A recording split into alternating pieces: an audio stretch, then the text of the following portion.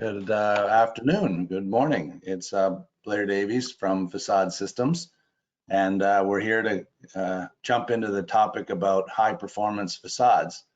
And we're going to have a few folks with us today. I first want to introduce Alex Mirilenko, who's from Yukon Systems. He's my partner in this endeavor, and we've been working very closely on projects. I also want to introduce Chris Ballard, and we're going to have him talk in a moment. Chris is the CEO of Passive House Canada, and we're going to have him talk about the latest trends in passive. I'll introduce him again when we get started.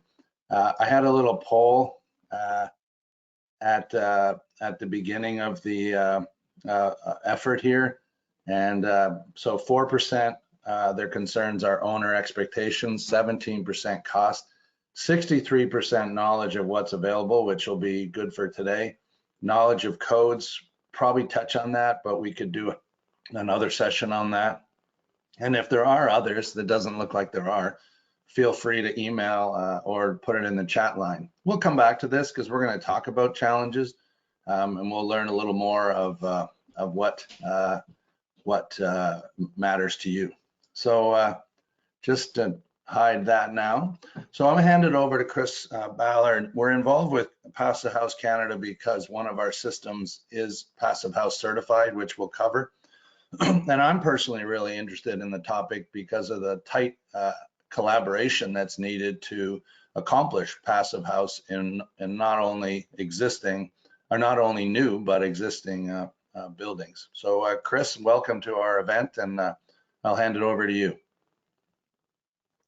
Thank you, Blair, and thank you, Alex. Thanks for the invitation to be here today, and hi everyone who's on the webinar. Really delighted to be on the webinar. I thought I would sort of touch on three things. I want to tell everybody a little bit about Passive House Canada. I want to tell you a little bit about our standard because it does apply to facade systems, and touch on what Blair was talking about, integrated design process. And I just wanted as well to take a second to talk about opportunities, because this is an amazing time for this part of the building industry to shine. So a little bit about Passive House Canada. We're we're a not-for-profit organization. We fancy ourselves a social enterprise. We're based out here in Victoria.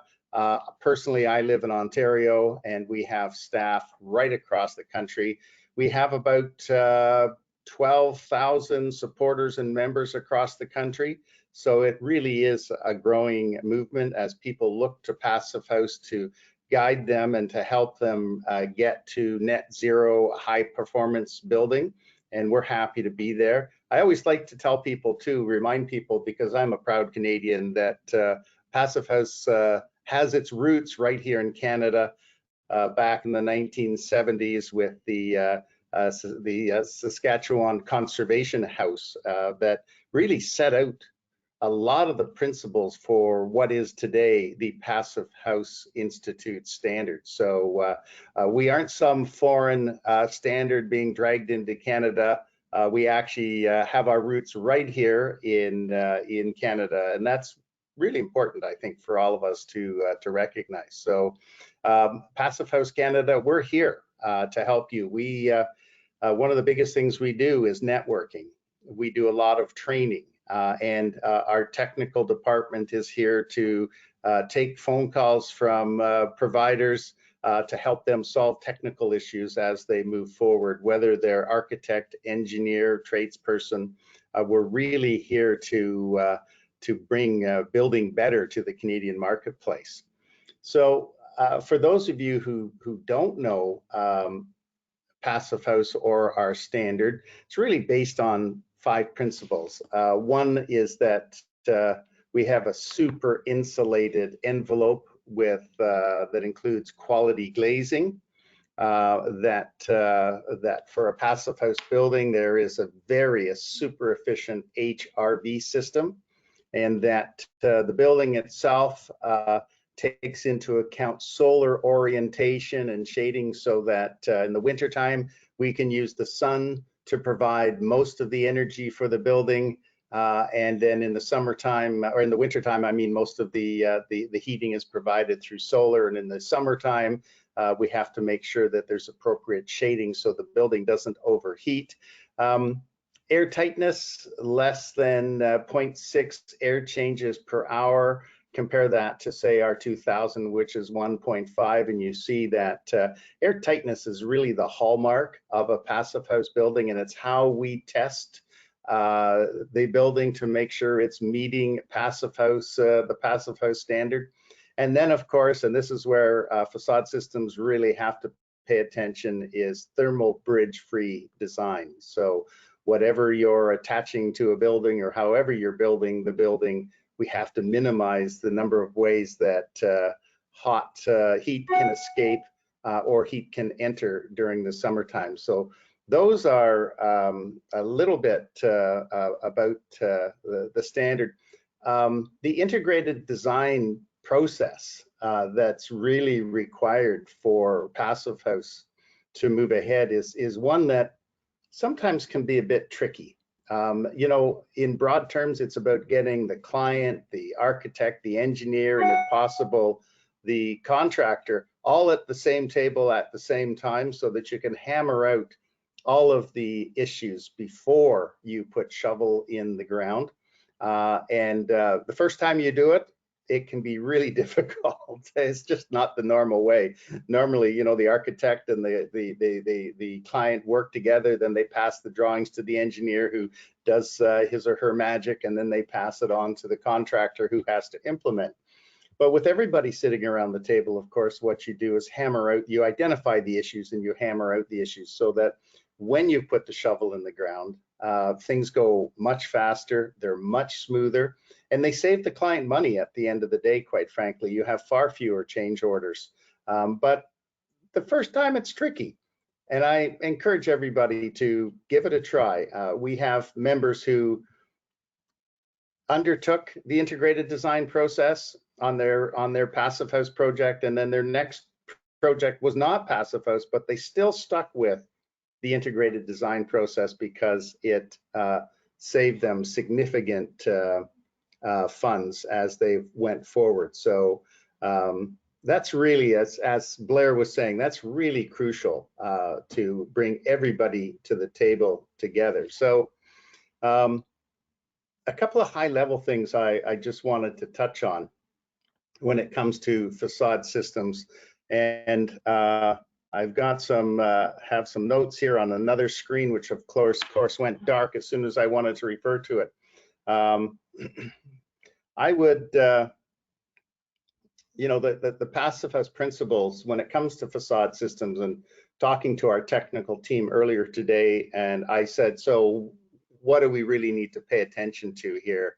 And they said, you know, those passive house principles of super insulation, super airtight construction for the facade, those are really the two key things that you need to pay attention to.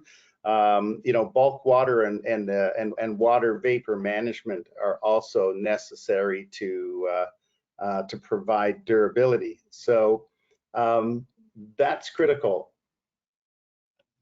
Just as an aside, I wanted to tell you a little bit about what's been happening in the world of high performance building, and Blair and Alex know this. You know, the focus of government funding and has really been on, and government focus has been on new buildings.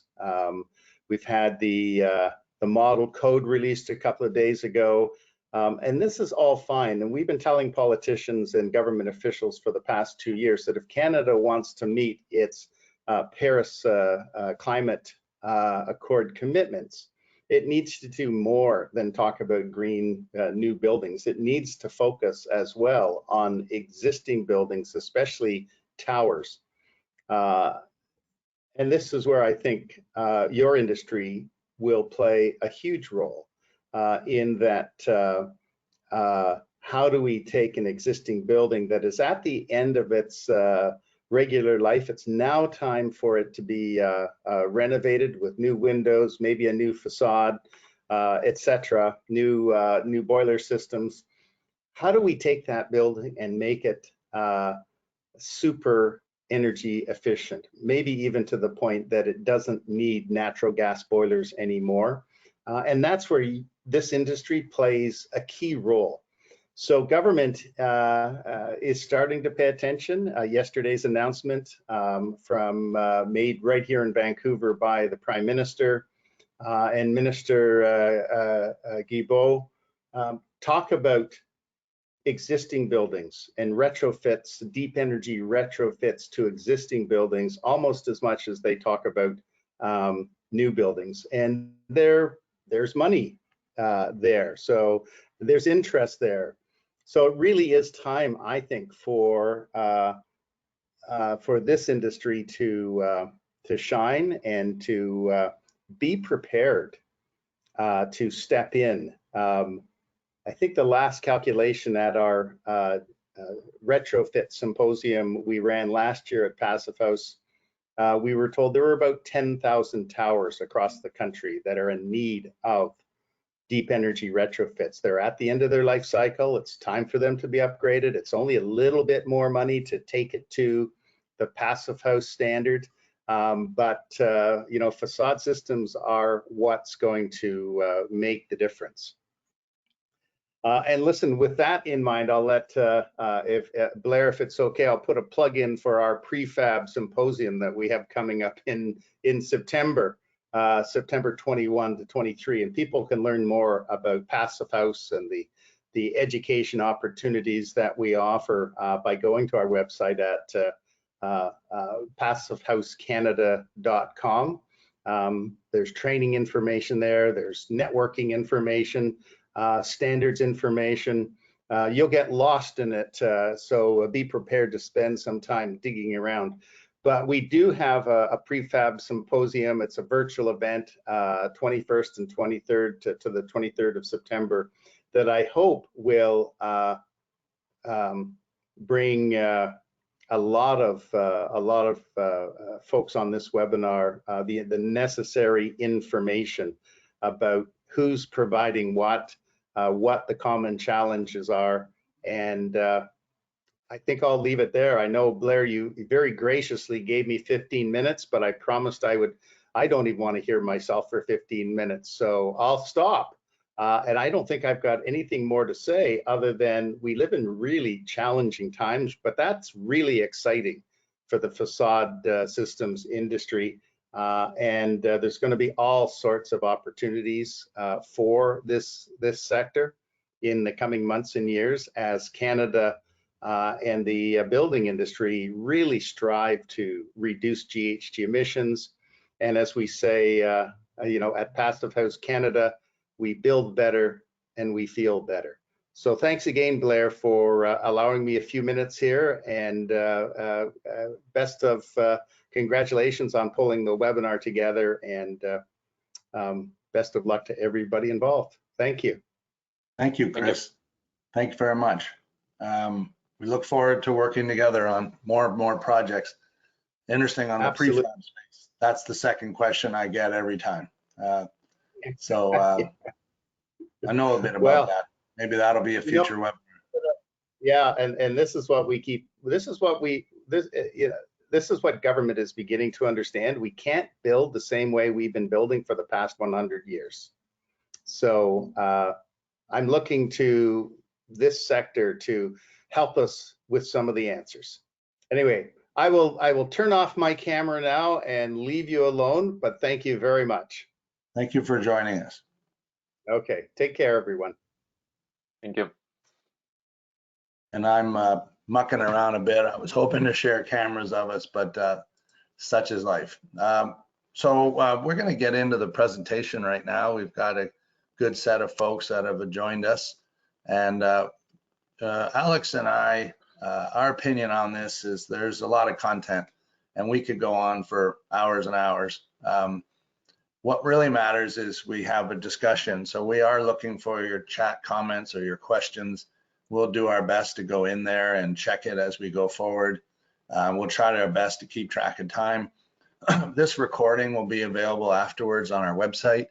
The presentation will be available on my website and Alex's website. And if you need a CEU for this, please send me an email with a very simple heading so I don't miss the email, and we will get you a letter as saying your attendance. So to jump a little bit of definition on this, we are going to be talking about thermal and structural performance of the facade. There is a lot to this topic, as you can imagine. And in the future, maybe we do talk about air tightness, et cetera, durability, resilience, sustainability. We could have a whole session on the transitions between facades and the other elements of the building, as in windows and roofs and so forth. So we're really eager to hear more about what you want us to cover, and we can dig into those topics later. We also could do a specific lunch and learn or technical session for your team, especially if you had a specific requirement. So a lot of this is about listening to you. So we take that seriously. So I mentioned Chris. So this is a little bit about what we do, not an advertisement. The message I'm trying to get across is this is a personal appeal for me and Alex. We really, really enjoy this space. We think systems thinking is the right way to do it. We are taking a global point of view, and we think we're doing a good thing here. You know, having been involved with lots of projects, it really does come back to, are we building correctly? And so we coined this phrase of build what is designed easily, because that's one of the key problems that people have been bringing to us. Alex, just introduce your company, please. Yeah, hi everyone. My name is Alexander. I represent the company Econ Systems, and our company design and produce ventilated facade systems. So we're constantly working to improve our solution and make them durable, simple, and cost-effective. So we provide support to all parties like architect, engineer, developers, installers. And our main goal is to achieve original design that was created with the budget expectation. This is why today with the Blair, we will discuss how can we achieve our goals, which factor we have to consider when we design exterior facades, and why the simple approach can help us to build a high-performance facades. Right, Blair? That's correct. And we're going to get pretty deep into the technology pretty fast. And my firm is called Facade Systems Inc. And no, I didn't pay Chris to say Facade Systems 30 times. And my approach is this trusted resource on systems. And so it's a lot more than just being an agent for materials. One of the greatest enjoyments is when folks bring me their projects and I dig in and find out that maybe some of the things I sell or market are not what you need, but I go find them. And I've got some great examples in the building industry where I've done that. My real great partnership is with fantastic global companies who have this systems-based thinking, so it you know, meshes with my values very nicely. This is a nice simple example. I'm going to pepper these examples through the presentation. This was from the first page, and it's a terracotta recladding, and I can't really tell whether it's a high performance facade, you know, but behind it we could easily build a high amount of insulation, the right kind of air barriers, etc. But it shows you a cool approach to custom terracotta for a building. This is where the rubber hits the road, and we have had maybe 10 some meetings with building envelope engineers and countless meetings with architects across the country. And the number one problem that they tell us about is this build what is designed. You know, you like to do a great job of designing, but by the time, say, a clip and a girt's installed, nobody really knows. And if you're doing sub maybe 4 inches of insulation, 2, 3, 4 inches of insulation, it probably doesn't matter because you're not really getting that much thermal performance anyways. But as soon as you start increasing the performance of what you need, it becomes more serious. And so that need to build what is designed is critical, and we're going to delve into that. Plus, many of the things you see on this screen we'll hit, some of which we won't. But you know, from this, we are looking for you know, what you are interested in talking about. You did give us a poll at the beginning, and we'll probably talk to you about this more as we go forward. So there are many players in this activity, and Chris kind of hit on that. And when you're doing a simple facade, a cheap one, it probably doesn't matter. But when you're doing a high performance facade, there are benefits and needs to be considered for everybody involved. And that's where this collaboration occurs. Now, trade-offs, there's going to be trade-offs, need to be transparent and resolved. And that's also about collaboration. And you're basically taking the facade as design as a design as seriously as, say, the structural aspects of the building itself. At the end of the day, the owner's knowledge and skills and capabilities and input that they're getting from the rest of the participants is key. And lastly, systems thinking is where it really comes, the rubber hits the road.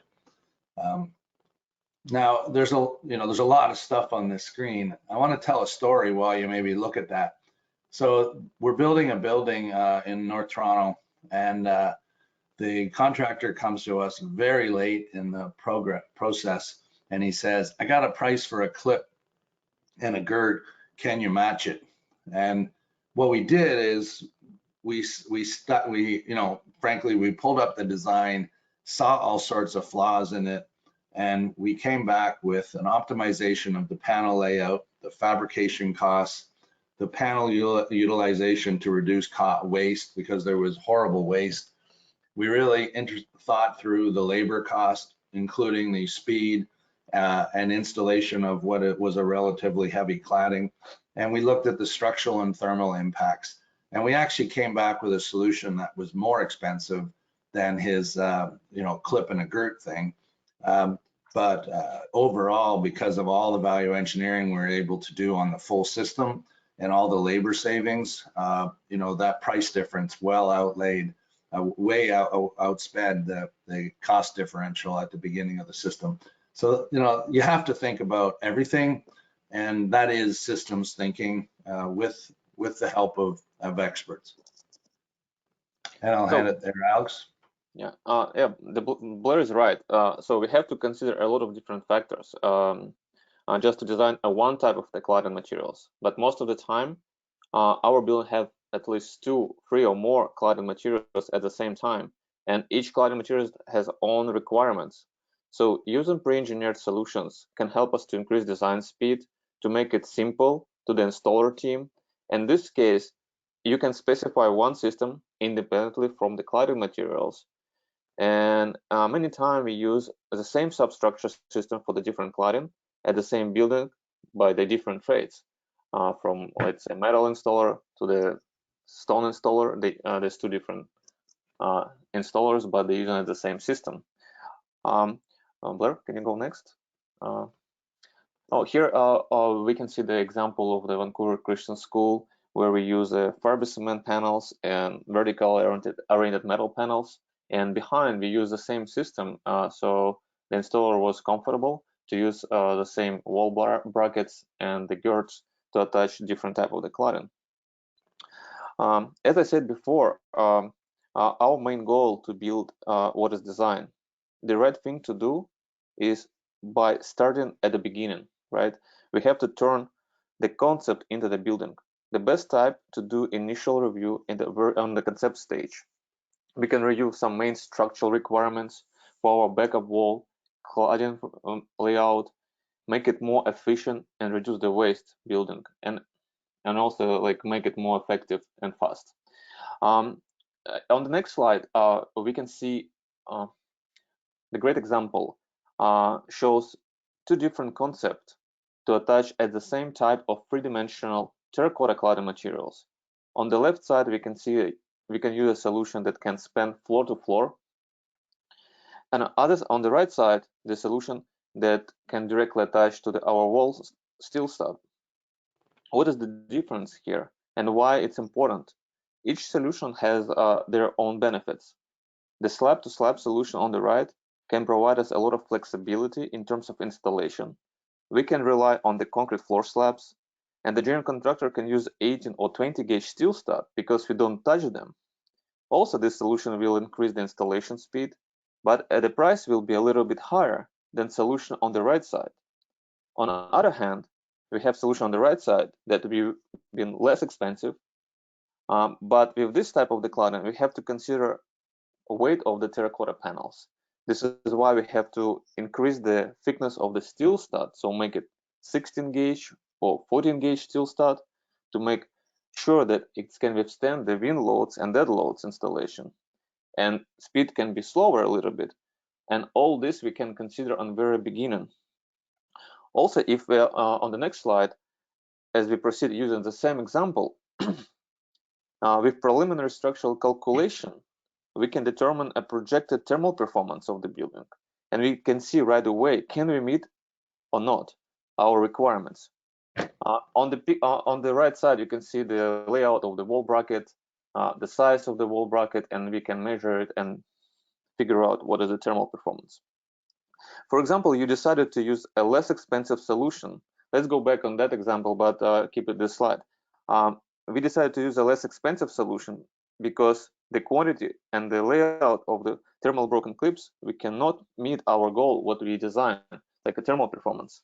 So then we have to switch back to slab solution and using fewer clips, which gives us less thermal bridging and keeps a build, like help us to build a more effective solution. Let's imagine we didn't do this. In our preliminary review, the project structural engineer recommended to use a 16 gauge steel stud to withstand the weight of the cladding, and the general contractor installed the steel stud with 16 gauge, and at the same time our cladding installer submitted a shop drawings where he shows all the clip spacing, location, and we start understanding that this spacing we cannot achieve our effective goal because of the spacing is too tight. So what we have, the steel studs already installed. What can we do? I think I can suggest like 3 options. First of all, we can use we can decrease this the thermal bridging, so decrease the wall brackets on the wall, so we can use a slab-to-slab solution. It will increase the price. Plus, we already spent the money to buy a 16 gauge steel stud. So, or another thing, we can use an extra insulation on the existing building. So it means we have to increase the wall brackets size, and also it's extra money. Or we also can do like we can do extra interior insulation inside of between the steel stud. So all these things we can prevent in the beginning when we will review the facade system. So can you go next? And because we're reviewing the system, we have to review all individual components structurally so that we can see how they work separately and also how they work together. So this is why we cannot use the same approach and copy projects. We have to review them all separately and make sure we meet all the structural requirements depending on the project, location, size of the panel, etc. Another interesting approach that we'd like to show here, it's replacing HSS material in thermal calculation. It will provide a lot of benefits such as cost, thermal performance, durability, and fabrication. Here's an example that you can see the standard building with the columns where originally was designed using HSS structure in between the floor to secure the wall panels. But what we suggested, instead of fabricate offsite a lot of weldings, a lot of special painting and hot dip galvanize this HSS structure, we suggest to use a system slab to slab, a heavy duty profile that can be adjusted on site. On the next slide, Blair can show how the system looks compared with HSS and without HSS. So it looks a little bit complicated, but at the same time, it's very simple to install. It's made from aluminum or stainless steel. It's durable and easy to use. Yeah. So one of the, I mean, before I jump on that, that's one of the coolest things I thought of when I met Alex and saw what he can do is we're not only we're value engineering the cladding system, which a lot of people might say, we're looking at the entire building. This is a cool job, just as a stop and catch our breath, is high-rise stone. And we have the ability to design a system for that entire building. And you know, we keep saying we, that really should be starting to see some of your expectations. Let's break systems down a little bit. I've been using the word systems a bit, but let's try to break it down. So we're really talking about everything outside of the sheathing or outside of the air vapor barrier, and the focus is the subsystem that supports the cladding. Now, you may have thought of it as a clip and a girt because that's what people do today, but that's not a very comprehensive view. The essence of a high performance facade is to think it as a system of components, not just a bag of components. You know, remember that we're trying to build what is designed. So we propose to break it down into these terms. So we call them wall brackets as opposed to a clip. And that's a little bit of a you know, just a change in words for making it. But when you have a whole portfolio of solutions and you know, you can set the expectation that you're going to find a partner who can do that, it starts to be what you call a wall bracket. Profiles, similar, what we talk around here is a girt, but it's much more highly engineered. And again, there's a lot of choices. And then there's the attachment to the cladding. And in some cases, some of this is integrated, and in some cases it's separate. It really kind of depends on the cladding, the engineering, the thickness of insulation, all of the, you know, the height of the building, etc. So we're showing you in a disintegrated way right now, just to make the point. The first thing about wall brackets, and you know, trying to open your mind up to the fact that there's a real wide variety of things that you can use on buildings. And, you know, our catalog includes a whole lot of variety. And what's I find most interesting is, you know, 10 years ago, I was involved with projects that had one or two sizes, and you basically peppered the wall with, you know, one or two sizes. But if you could actually design the entire building with the wall brackets that are needed for that particular part of the building, either because of loads or distances or types of cladding, that would offer a whole lot more flexibility than you know, the current types of technologies out there. And when you start talking about adjustability, you know, this is a ridiculous, sorry, Alex, I'm covering this. This is a bit of a ridiculous example, but it gets the point across that with the choice of wall brackets and then the adjustability of the wall brackets, you can get a straight wall. And, you know, this is, again, the kind of thing you should be expecting, you know, out of the systems that you're specifying. And Alex, I'll hand it back to you. Yeah, a little bit add, because the adjustability we need to make sure that installer has no trouble to fix the wall very quick, because if, for example, we don't have this adjustability, then the installer should order a new wall bracket, try to figure out how to fix it properly, and then it takes time, so it's reduced the installation speed and the cost more for the owner. And yeah, we talk a lot about like a structural performance, right? But let's talk a little bit about the thermal performance. We all know that different types of materials have different thermal conductivity, which play a key role in thermal performance. We have two types of the wall brackets. It's made from aluminum or stainless steel. With Morrison Heraldsford, we did a thermal analysis where we compare the same design wall brackets spacing, but made from different materials.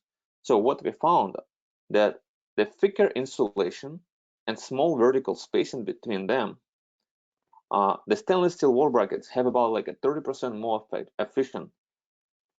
But with the insulation 4-inch or lower and the vertical spacing higher, the stainless steel clips has advantage just about 10% compared with aluminum.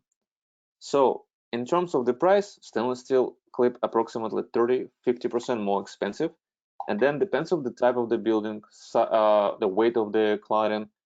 We can use one or another thermal performance clip to achieve our results, not just for performance-wise, also for cost-wise, right?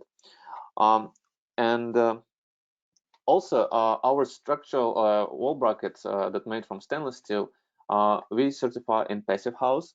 On the next slide, you can see, Blair, can you turn? So yeah, on the next slide, you can see the globe where the Passive House Institute divided in different climate zone.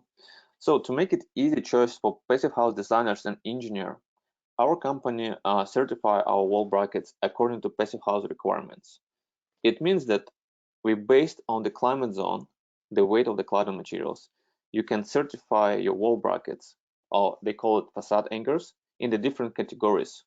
The categories divided by how advanced the facade anchors or wall brackets is, and we have 4 different categories like C, B, A, and E, and A+. On the next slide, I just kind of a little bit explain how does it work and what we're trying to, when you look at the different manufacturers, what you have to look at. So to make it simple, to understand all the numbers in this certificate, I will explain it. All different manufacturers doing the same thing. We have to pick a climate zone where we'd like to certify our wall brackets. In our case, we picked a cool temperature climate, which is Canada, the oldest, the major city located. It means when we pick this climate zone, we have to use in our calculation 240 millimeter exterior insulation thickness, Roxol. It means our wall bracket should be at least 250 millimeter depth. And then we have to pick which type of the cladding we would like to use to perform structural calculation. And we decided to use stone, which is a heavy cladding. On you can see it's called like criteria validation based on the reference facade. So LC5. It means that we certify our wall brackets in stone. We did like structural calculation. We provide all the structural calculation and layout of the wall brackets that you can see on the standard building on the bottom right corner.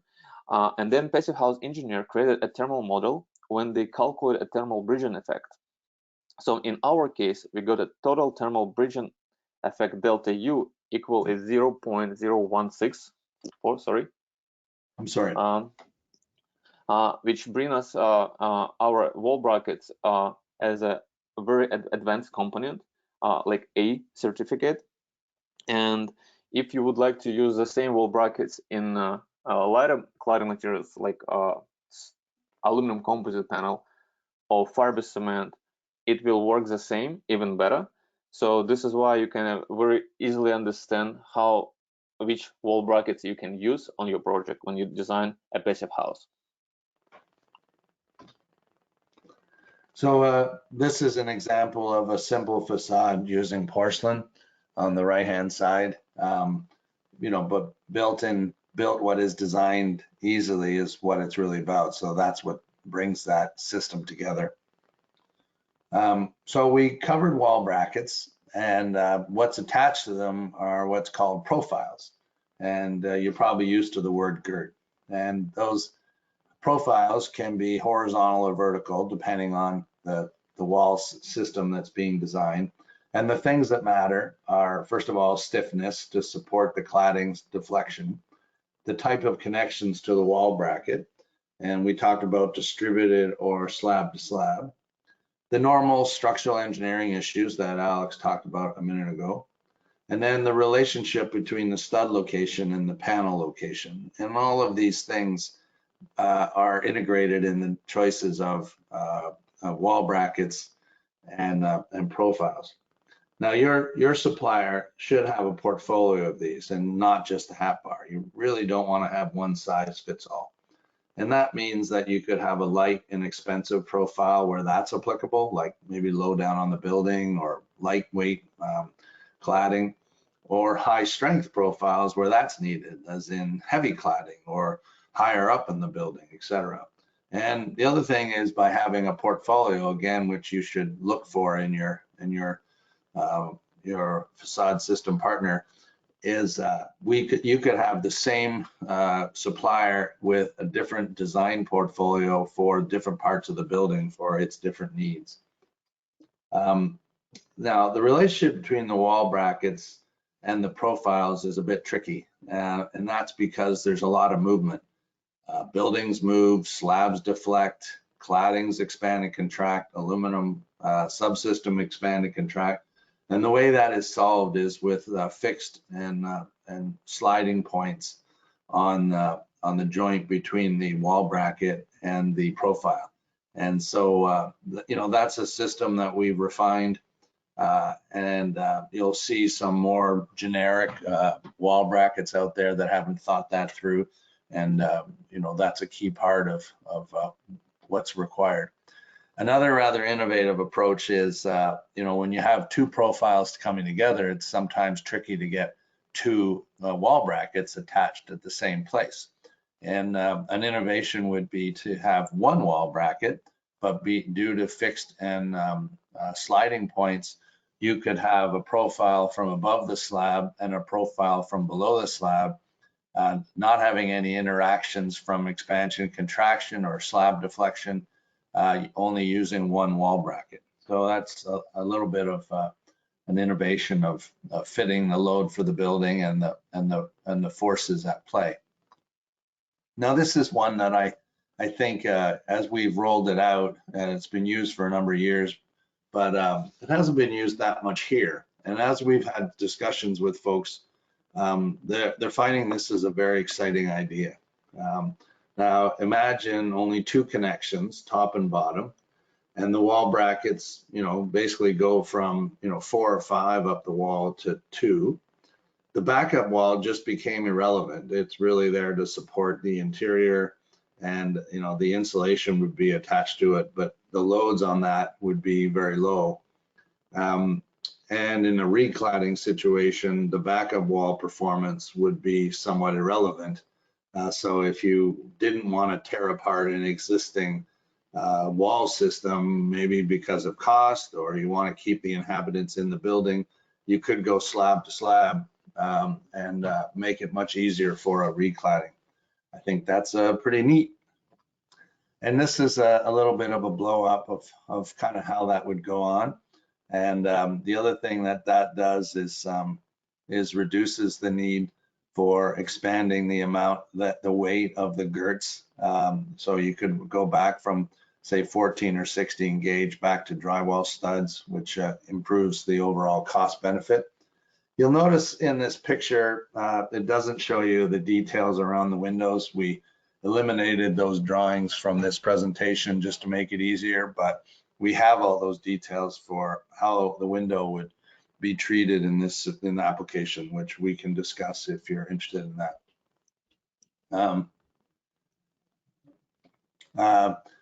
So here's a little bit of choices too. So it's not a one size fits all aspect of things. The wall brackets can be of different sizes for different loads. The profiles can be of different sizes for different loads. So just like we were saying earlier, you gotta think about it as a system and think about it as, not one size fits all. Another view for the same concept, having a system that has fixed and floating points for that, bringing the profiles together from a top and a bottom, and also allowing you a lot of flexibility from adjustability in and out. So overall, the types of systems that can be configured for the application of the building, and also different applications on the same building. Thank you, Blair. It was very interesting. Yeah, let's talk about attachment systems, because this is the last part on the system solutions. You can see on the next slide that we created like a chart. Blair, can you switch? Sorry, I was looking at the questions. We'll get to those in a minute. We created like a chart where we can see that we have a lot of different materials, the cladding materials like HPL, fiber cement, terracotta, stone, solar, and we can use the different methods to attach them. We can use a visible method using like rivets or screws, or use concealed method to attach different types. And you as an architect and engineer, you can decide what kind of type of material, and then you can pick based on the just pre-engineered systems, what kind of solution you would like to use, like visible or concealed. And let's quickly discuss some of the most common popular solution that on the market that use a lot of with different type of the materials. Can you go next slide, please? So this is the most common, very simple solution that using a lot with visible fasteners. It means that we have a lot of different type of materials like flat panels, HPL, fiber cement. Also, we can use corrugated metal panels, standing seam, because we attach them directly to our substructure using rivets or screws. And if we have this exposed fasteners, you can paint them to match the panel. The substructure behind also can be painted in black to hide this aluminum look and make it kind of interesting design, like a black reveal line. On the next slide, it's just going to show you the example of the project in Vancouver, where we have a fiber cement panels, corrugated metal panels, and ACM. They all these different cladding use the same attachment method to attach all these panels. Another interesting method, it's very popular that we have, it's hidden or concealed fastener method using undercut anchors. There's a lot of different manufacturers that produce undercut anchors. It's like a keel, fisher, or kip knot. The idea that you can see on the left, there's a special type of holes you have to drill inside of the panel and insert this undercut anchors inside. And when you secure the hanger behind the panel with this anchor, it's secured mechanically, and you cannot see anything on the face of the cladding. And then you can just hang this panel on the wall. This technology is very popular using with also with HPL fiber cement panels. Also, you can use with the stone GFRC panel or even ceramic panels. On the next slide, I'll just show you a couple examples where we use this panels. This is the project in Vancouver where use with fiber cement panels behind, so you can see it's a very clean design. No fasteners appears on the surface, and also you can use not just for like high-end kind of very complex design shapes. You also on the next slide, this apartment building in Langley.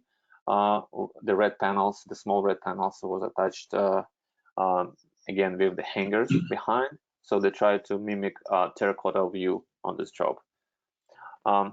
Another very interesting solution that very popular to attach stone cladding, we call like a curve system. So when your top and bottom of the stone has like a groove, a curve, which work as a secure points to secure stone on the wall. The interesting thing that you can use this solution with different thickness of the stone panels, even with thick ceramic panels, about like a 12 at 20 millimeters. Also, you can mix and match different stone sizes at the same system, and because this is we can use like 30 millimeter stone. It's very thin, so we can add extra insulation behind very easily without like having a lot of trouble to anchorage the whole system behind on the wall. On the next slide, you can see the project in Victoria where we used the same system to attach all the limestone panels and also install the cornices, the large three-dimensional panels made from the stone. Also on the left picture, you can see the soffits installed with the stone, use exactly the same systems. It's required some additional calculation test of the stone to do that, but using this solution, we can achieve it. Can you go next, please? And another type of the system, it's very popular in the market, where we have aluminum frame that you can attach inside a different type of the cladding. You can attach glass panel, solar panel, thin ceramic panels. This is a system, it's adjustable. They have like a special structural adhesive that secure panel inside of this frame. And on the next slide, just an example of the project where it's implemented the system with a solar panel. The entire facade was done by solar panel. And this is what the Chris told us before. When we design a high performance building, and we, for example, would like to use a solar panel. In this case, the designers knew about that, and they oriented building on the south, make the facade is curved, so that the facade can catch all the sun from the morning to the evening. Yeah, can you go next? Another interesting solution, it's available on the market to install a mechanically brick veneer. There's a lot of different manufacturers that produce the brick type, and we have some solution to attach them. It's very simple, adjustable, all brick mechanical fastened, and it's very light system. So it also give you a lot of ability to install a very quick without any pay attention on the weather requirements. On the next slide, you can see just a simple project where you can use this type of the material. I think maybe last, the system that is very popular to attach a different type of terracotta panels. So the terracotta panels can be attached horizontally, oriented, or vertically. Depends on the type of terracotta. There's a different solutions. Some of them, they have like a stainless steel clip. Some of them like aluminum extrusion behind. All of this method we have to consider, and based on what the terracotta panel you would like to use. And we can help you to find the right solution for your terracotta project. On the next slide, there's a couple examples that you can see. Even some manufacturers, terracotta can provide a curved panel, so it's going to be easy to make something nice design of your building. I think. Thank you, Alex. That was a lot of great explanation of the different attachment methods. And as part of the systems thinking we've talked about, just a summary, we've talked about wall brackets, profiles, and attachment technology. And again, either they're separate, like we've talked about them, or they're integrated in different situations. There have been a couple different questions. I think they're a little specific and technical. I think what we'll do is go back and answer them and put a response out to everybody, as opposed to sort of trying to guess the total expectation. So that's, there's one question here, Alex, probably straightforward, but somebody called us a clip again. We got to stop that. What material separates the Yukon wall bracket from the substrate? It's wall brackets from the substrate. Yeah, it's very simple. It's a plastic thermal isolator that we use. So there were, as I said, there's a couple specific questions there. You may be able to see them. I'm going to get the answers formally written up. So this is where the rubber hits the road. And, 10 years ago, I was involved in this space, especially when the Ontario codes changed SB 10 and 12. And folks basically, and I helped write some of those specs. And I downloaded a couple of the specs from very recent projects, and there they were. And it's a paragraph or even a few lines in the Division 7 cladding spec. That's it. And the approved vendors are just a clip. And this seems to be the way it has been done and continues to be done. The depth is shown, but nothing about performance. And nobody's expecting a specific performance on the building out of the manufacturer. There's very little about how the building is going to get built and who's going to be involved. There's very little about what's acceptable in review drawings. And I saw one that after they talked about the clip for 4 lines, they then had bullets on trims and bird screens and air vapor barrier, etc. So one of the most critical aspects of figuring out how a full system is going to work is confused and written in a few lines. And what I would recommend, or what we recommend, and what's being done elsewhere, is that a separate subsystem spec be written. One of the trends we're also seeing in other geographies is that the architect doesn't want to be responsible for the whole subsystem. They want to have a manufacturer own the design and stamp drawings, etc. And not just stamp drawings for the fact that it's structural, but actually meeting requirements of the building. The subsystem also should be applicable to all the claddings. The approved vendors should not be for a component, they should be for the whole system. Depth and performance should be measured.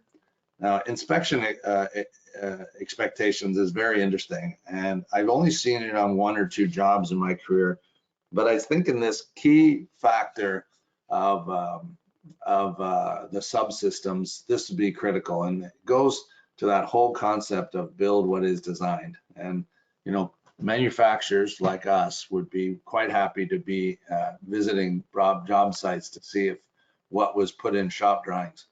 And the review drawings and the shop drawings should be designed from the entire architect's model, which we'll handle in talk in a minute. Now, and the structural, thermal, and engineering should be owned by the manufacturer.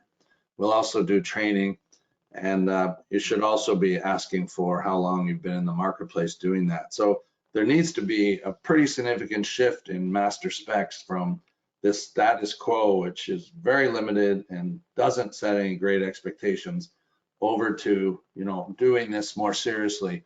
And yeah, you know, as I mentioned a couple times, when you're doing 2-inch wall or 4-inch wall and you're throwing a girt and a stud in, or a girt and a clip in, who cares? But if you're going to start putting a performance wall system together, then it does matter.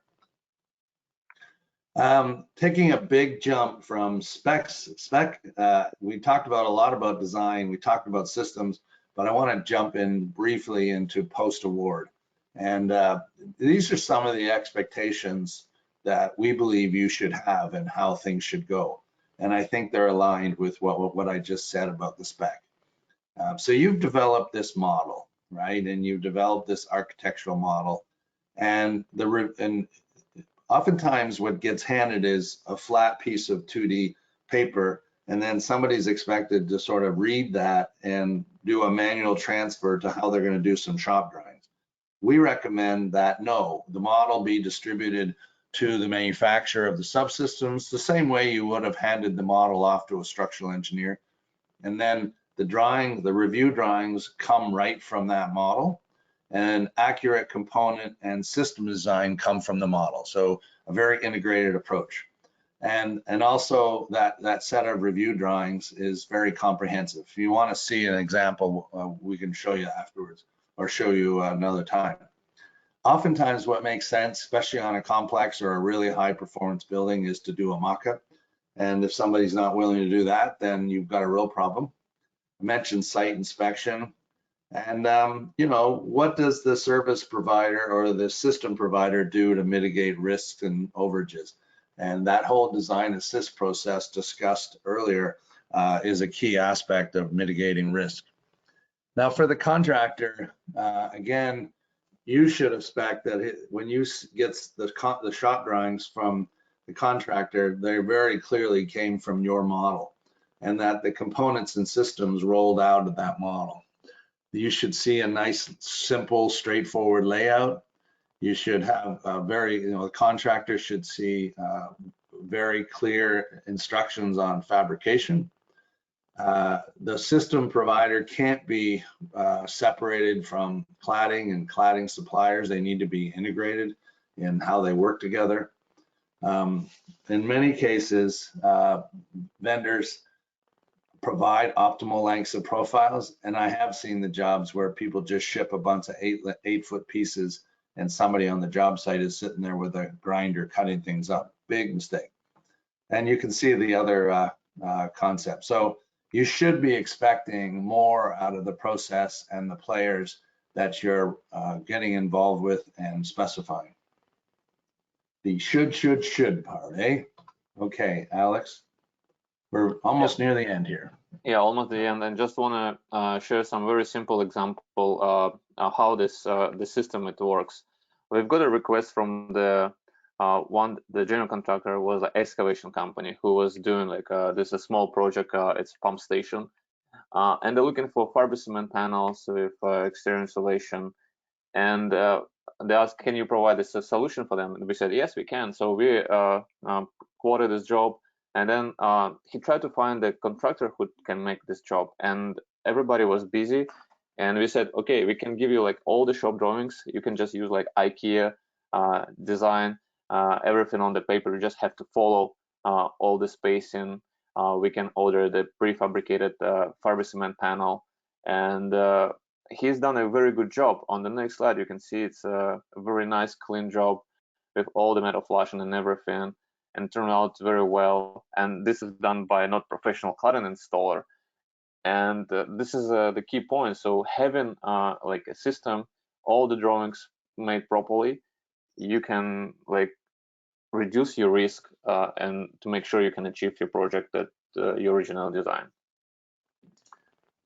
So hopefully we've been able to outline a whole lot about systems thinking and how to approach high performance facades. I'm going to address some of your questions in a moment, but what is next? We'd be happy to hear about what your challenges and curiosities about facades are. We really like learning what people are seeing out there. We often and also want to have some guide on what we should do in future webinars. There's a lot of peels of this one onion here. We obviously would be happy to review a project. If it's in the future, great. If it's in the past, that's fine. If it's at whatever stage, so you can learn, we can learn, or frankly, just give us a call. We'd be happy to, and both Alex and our phone numbers are on the website. We tried to set the expectations on how you should proceed on thermal and structural. There is a lot to this. We hope you found that useful, and we hope you learned a little bit about us. You have to walk this fine line between sharing how people should think and what systems are, and explaining what we are. That's Alex and me, and saying thank you. I'll turn the presentation off, and Alex and I can hopefully see screens. No? Okay, there we are. So I got a couple questions here, and I'll just say them out loud, and some of them we're going to answer and some are not. What is the passive house requirements for air tightness? So I'm going to go get that from Chris, and I don't know the answer. Condensation risk. That's a bit of a whole building envelope discussion. I'll write that up and put that out to everybody. It has to do with dew points and so forth. Which isn't necessarily, it is about subsystems, but it's about many other elements of the design. How do you deal with coordination of cladding systems with substrate? Typically, the handoff is so somebody puts up drywall and sheathing, and then sometimes the general contractor puts up the vapor barrier, sometimes it's the subcontractor, and then the whole subsystem is built outside of that. The coordination point is that if we are putting on a cladding that's going to be fastened to studs, then it's important that those studs be the right gauge. And so that coordination is in the design aspect. So typically you can't hang a facade off a drywall stud, for example. Now with slab to slab, we resolve that issue, and there's no need to discuss things with the framer. How is thermal analysis done with our wall bracket? Is it 3D or 2D? I don't know if you have a quick answer to Alex. Yeah, 3D. 3D. Yep. Yes. Was your modeling shown using thermal? This one's very specific. The same depth of the insulation is better than using clips. Again, that clipboard that are perhaps half the depth of the insulation than using Z-girts in the opposite direction. I suspect, but Alex, you have a comment maybe about thermal performance. it's really about labor. So every time you put another, set of girts, you're inviting more labor, more material, and more risk if somebody gets it wrong on a scissor lift in a windstorm. So I've never seen people want to put, wall brackets halfway through the insulation and then put another rail. But Alex, do you have a comment about thermal performance in that case? Yeah, I mean, generally speaking, if we're talking about thermal performance, everything that penetrates through the insulation onto the wall, it's reduced the performance of the exterior insulation. So if you look at the passive house building, there's a few buildings that when we have like a clips where the vertical or horizontal girt penetrate through the insulation. Most of the time we have the clip that stick out of the exterior insulation, and then we have the vertical girt that attach, and they don't touch any exterior insulation. So it makes sure that the performance of the exterior insulation reduced just for the wall brackets. Every time when we're doing penetration, we reduce the performance. So next question is about 16 inches of exterior insulation for net zero in government buildings in zone 7B and 8, so very far north, and we can reach out that far. Yeah, it's possible. Yeah, and we do it with a range of wall brackets and extenders. We also have the ability to do custom engineering. Now, good question here, and I'm glad you asked it. Does the exterior insulation need to be cut? No. You do. What you do is you cut a slot in it, and then the insulation is pushed over that. But for both the U bars and the L brackets, they are sharp and they can cut right through the insulation, but it's easier to cut a little slip. But you're not having to go around a clip and fill in a gap or something like that. Do you comment, Alex? Yeah, I mean, I just show that the clip is sharp, so you just kind of slide it through and you don't have to cut it around. What is our maximum thickness? I thought it was like 21, right? The standard, the wall brackets, it's 300 millimeters, so it's almost, what's 20? 20, okay. 22? Yeah, 20, yeah. But also we can do custom size. You share an example system spec? Yes, it's on my website. And a few nice compliments. Is this system fit for rain screen? Every single thing we're talking about is a rain screen facade. So I could take that offline with you to explain that. But yes, everything we're talking about is rain screen facade. Okay, well, that's the questions for today. Happy to, what are we at here now? 107. I wonder if I could simply post a couple polls before I lose you. And get some feedback on our presentation. I'd greatly appreciate it. And again, send me an email with CEU please or something really clear in my email, Blair@Facade Systems Inc. And I will get that for you. I'm also quite happy to stay here for 10 minutes or something and answer any of your questions. So I'm not looking for fishing for compliments, but if you could give us some feedback so we could learn.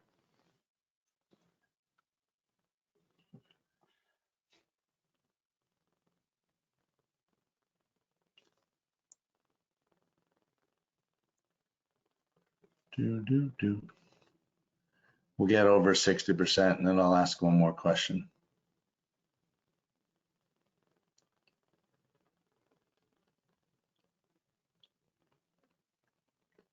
So yeah, appreciate you listening to me. Sometimes I got to add some humor. Yes, in Ontario, people keep calling it clips, and that other places they kind of do too.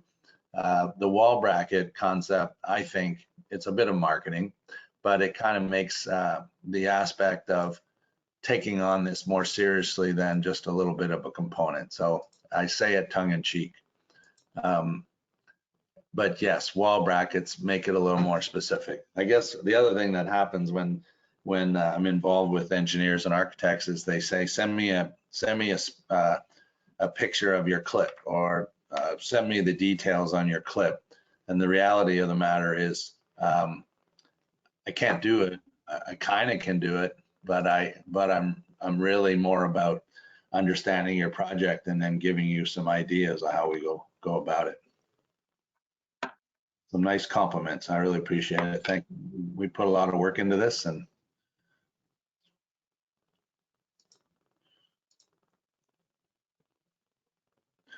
okay. Thank you so much. You have a great rest of your day. And Alex and I will stay on the channel here for a little bit more. Yeah, thank you. Alex, you want to answer this question? Somebody's been specifying EJOT brackets. Why should they change? Also, EOD brackets mostly, it's a good company. We work with the EOD. The thing is that the EOD mostly produce just a wall brackets, and they don't provide you the entire system. So with our expertise, we can give you more choice and variety to better secure this different type of the cladding. That's it. And also, if you compare the EOD and our clips, so our clips has a little bit better performance. Thank you. You got the thumbs up. Good. Interesting question. How do you ensure BIM model integration with the cladding subcontractor? I think the first aspect is to design the subsystem to the performance that you need. And you can still do that without specifying a vendor. Obviously, nice for us to be locked in, but you don't have to be. But if you lay out and ask for and specify a system, there are other system providers, but you can work your way around and not specify the clip and a girt thing. That's a key aspect. So there are other system providers, and we could tell you who they are, and that's the level of kind of quality that you should be asking for your building in a high performance facade. But you want to comment about BIM model, Alex? You may know more about that than me. I'm not very good with this kind of the BIM, but yes, we do have all the BIM details and all these files that we can share that you can use in your projects. Also the Rivet as well.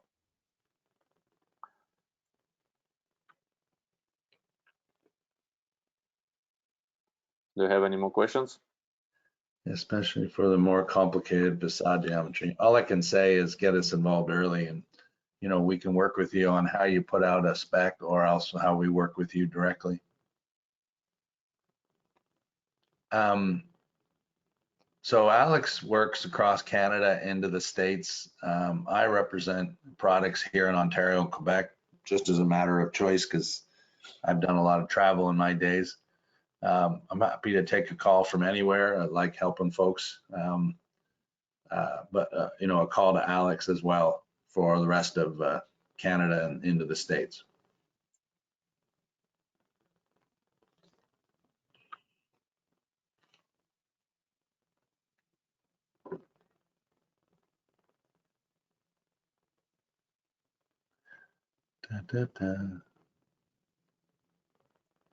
Do you supply to any of the typical facade contractors? Yes.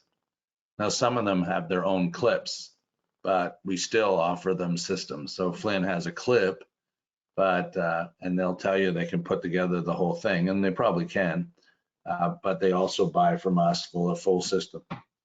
The other thing they'll do is build what's specified. So you can ask for what you need.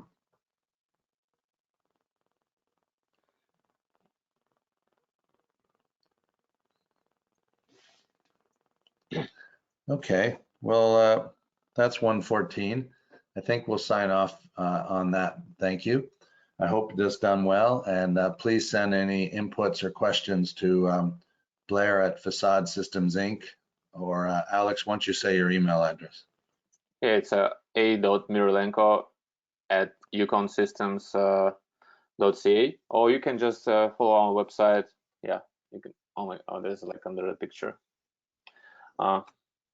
Anyway, yeah, you can go on our website, yukon.com or yukonsystem.ca. You can get all the information there, and give us a shot so we can try to help you to build a better buildings. So thank you. you. The recording and the presentation will be up on our websites in about an hour. So please feel free to share that with your colleagues. And if they review the webinar and then come and ask a couple questions, then they can claim for structural CEU points here in Ontario. If they just review the webinar and don't ask any questions, that I've been told is unstructured CEUs. So that's what I've been told by the association, and I'm sure rules are slightly different across the country. Thanks again, and it's been fun, and I appreciate Chris and Alex, and appreciate all of your attendance. Thank you so much. Thank you. Bye now. Thank you. Have a good day. Bye-bye.